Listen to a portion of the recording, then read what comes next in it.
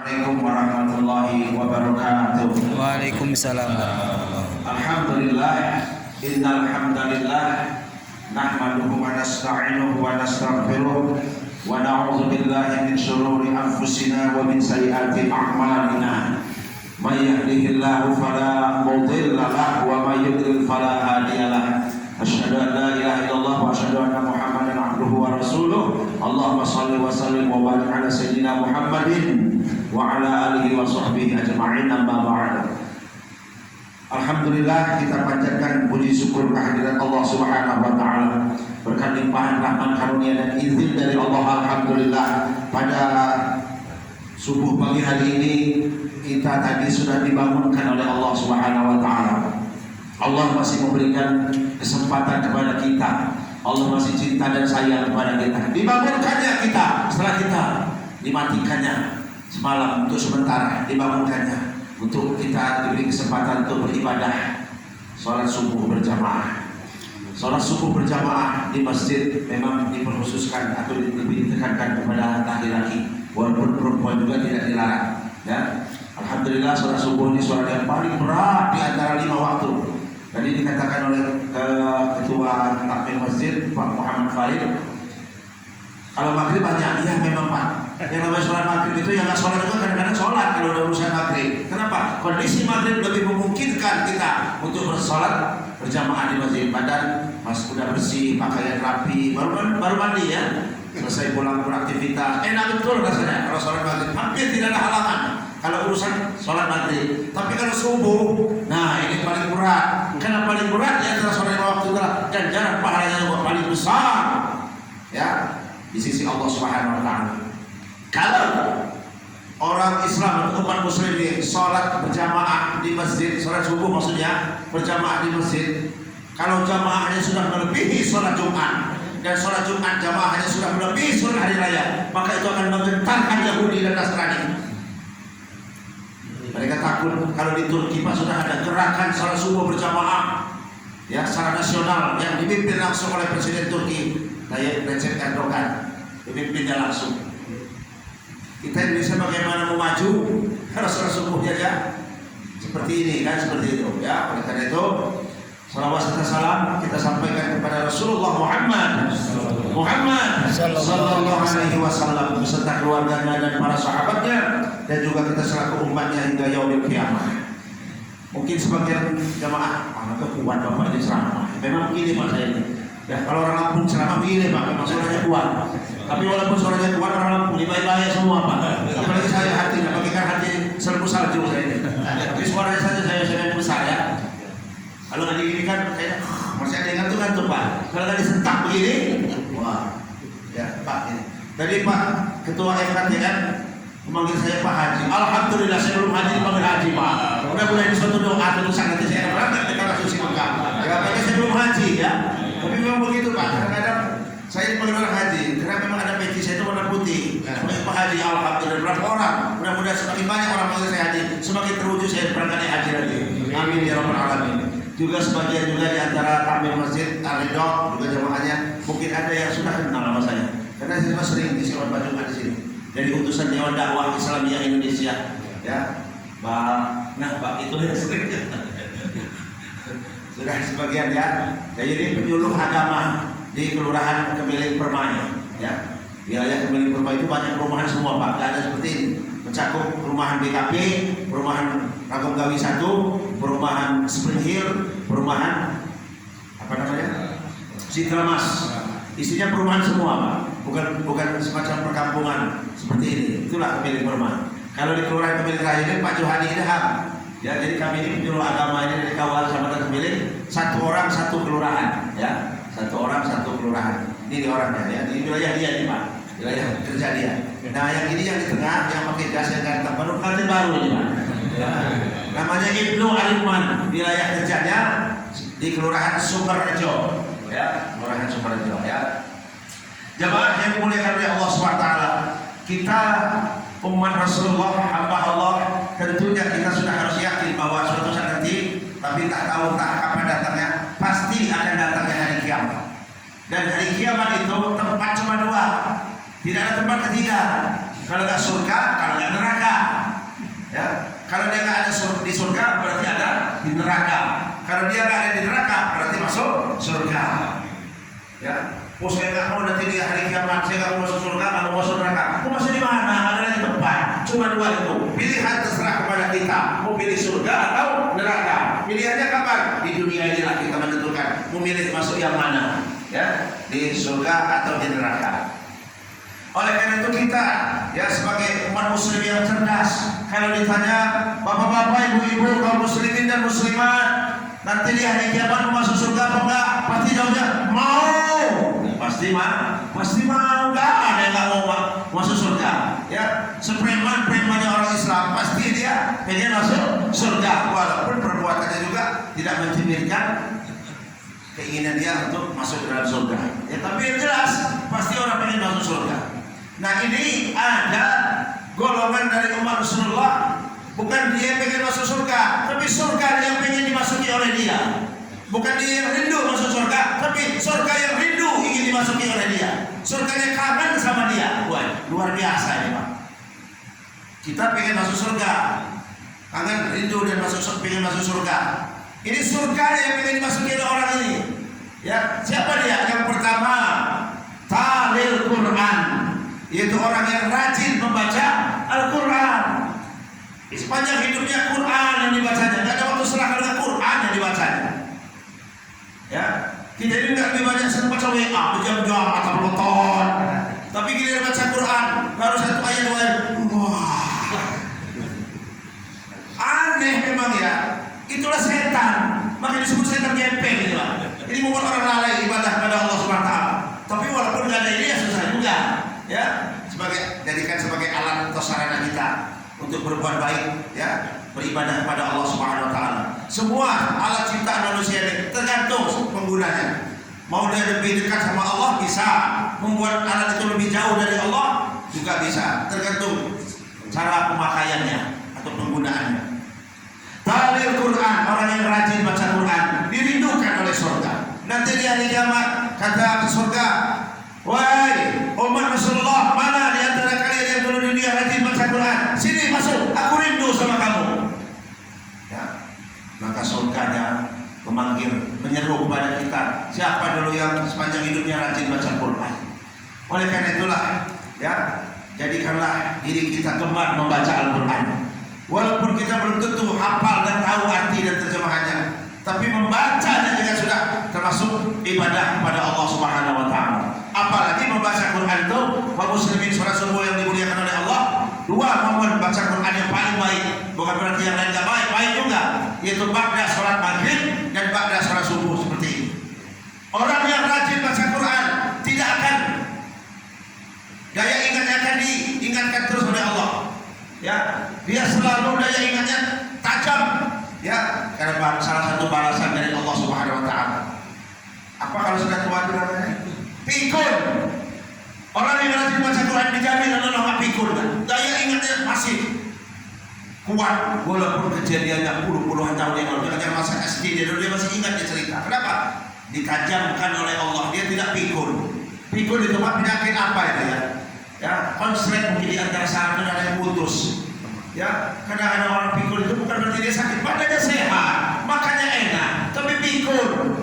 Ya, dia cerita kepada orang, saya selama tinggal sama anak saya nggak pernah dikasih makan katanya. Masa ada anak yang nggak pernah kasih makan, mati dia. Tapi bagi orang yang paham, dia pikun, dia nggak ingat. Kadang-kadang ada sholat di atas meja apa, pikun.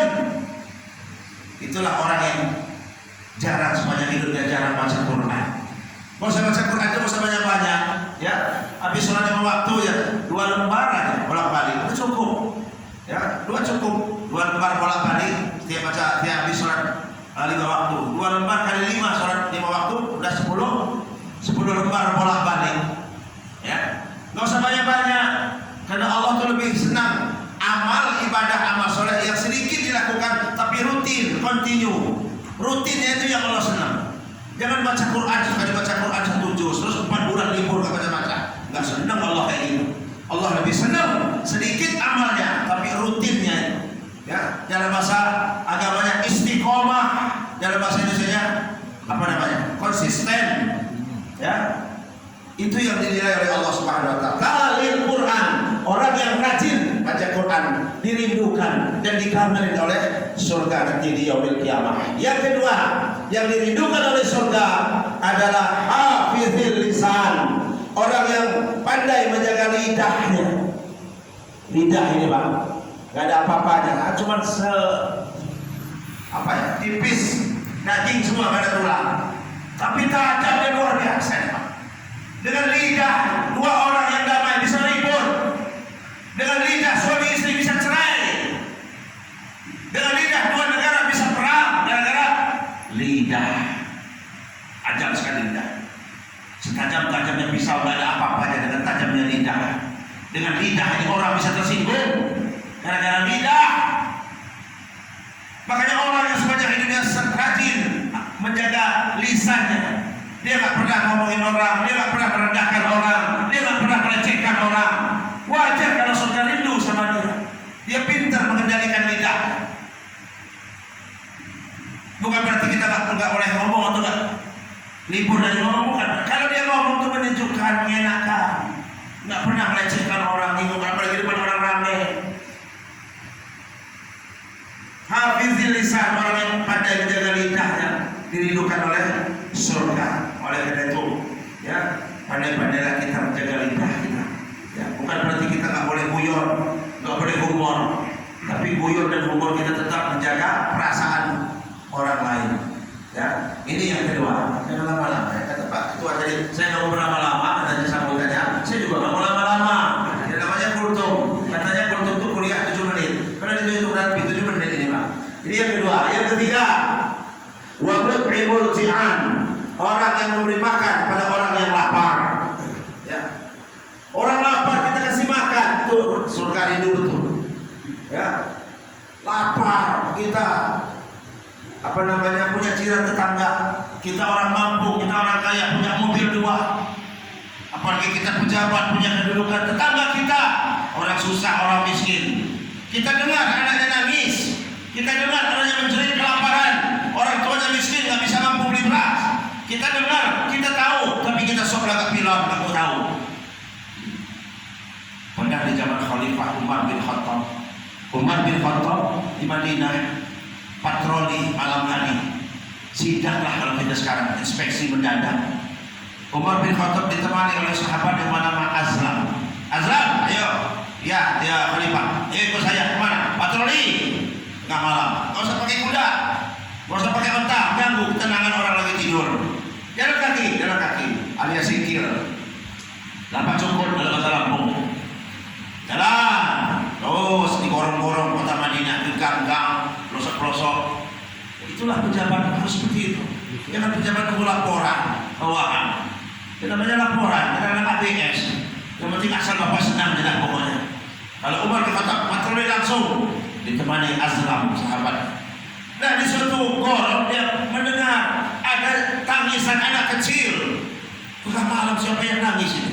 Apa setan yang nangis itu? Enggak. Kata Umar, dari mana sumbernya? Dari situ rumahnya.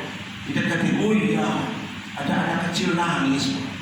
Nangis. Ya. Akhirnya lama-lama berhenti nangisnya.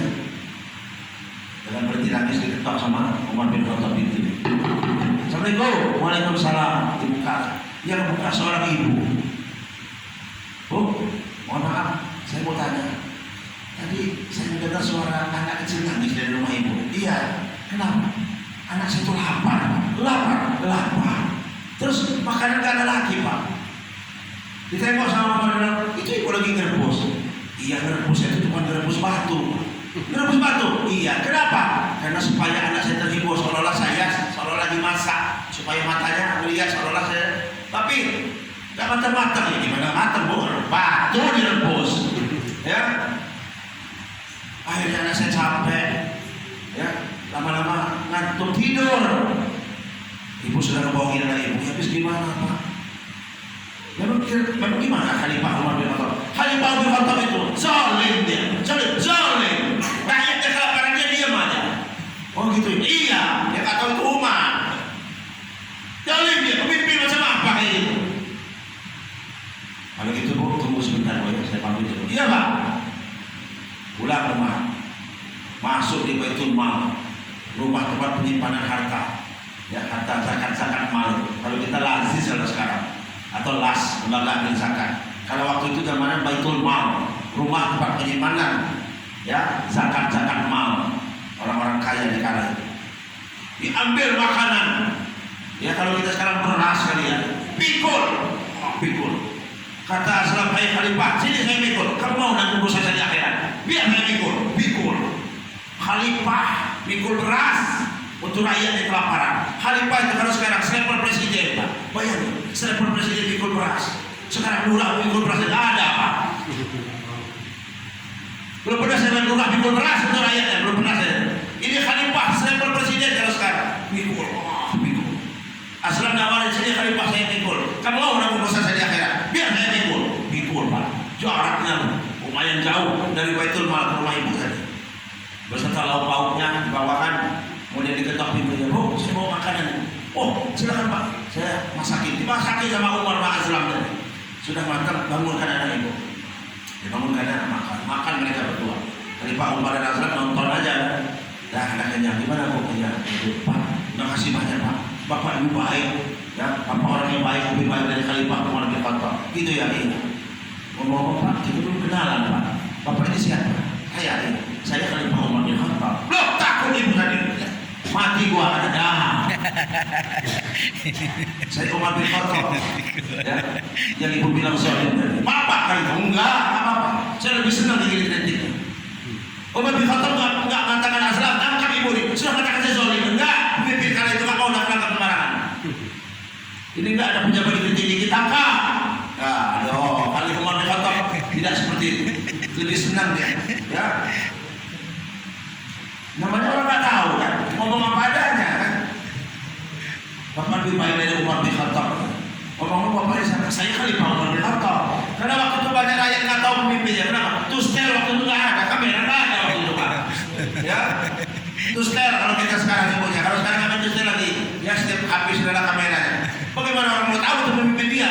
Karena kameranya belum ada. Ya, kameranya belum ada. Apalagi dalam agama yang seberang itu sudah ada gambar Tuhan. Dari mana itu tahu Tuhan? Fotonya belum ada waktu itu. Jarak Nabi Isa dan Nabi Muhammad 500 tahun. Ya. Jangan zaman Nabi Isa, Nabi Muhammad saja karena 5 tahun belum ada foto.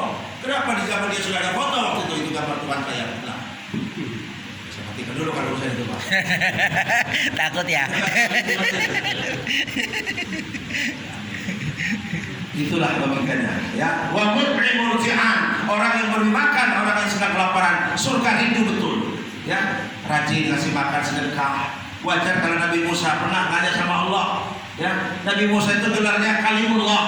Musa yang langsung bisa bercakap-cakap langsung dengan Allah tanpa perantaran malaikat Jibril. Itulah Nabi Musa. Ya. Nabi Musa nanya sama Allah, ya Allah, semua amal ibadah dan amal solehku sudahkah yang membuat engkau? Yang mana yang telah membuat engkau senang ya Allah? Kata Allah, hai Musa, kamu itu sholat benar. Nabi Musa juga sholat Pak, jangan salah. Sholat ini bukan ajaran dari Nabi Muhammad saja. Semua Nabi dan Rasul utusan Allah semuanya adalah sholat. Cuma tata cara sholatnya berbeda-beda. Ya, sholat Nabi Sulaiman cuma berdiri saja kayak sholat jenazah, nggak pakai rukuk, nggak pakai sujud, berdiri saja baca. Ya, ayat-ayat yang telah diturunkan oleh Allah, kemudian salam kanan kiri. Ya, datang Islam, datang Nabi Muhammad, disempurnakan semua gerakan sholat digabung jadi satu. Inilah sholat kita. Ya, kamu sholat Musa benar, tapi sholat untuk diri kamu sendiri. Pahala yang untuk diri kamu sendiri. Dengan sholat jiwa kamu tenang, hati kamu tentram. Kamu zikir betul, dengan zikir membuat jiwa dan hati kamu juga tenang dan tentram. Kamu baca Taurat betul, tapi Taurat untuk diri kamu sendiri pahalanya. Tapi yang lebih membuat aku senang kata Allah adalah engkau bersedekah umat. Sedekah apa nama Musa? Engkau sedekahlah Musa. Dengan sedekah itu membuat diri kamu pahala untuk diri kamu dan kamu membantu orang lain. Di situ aku berhadir di tengah-tengah.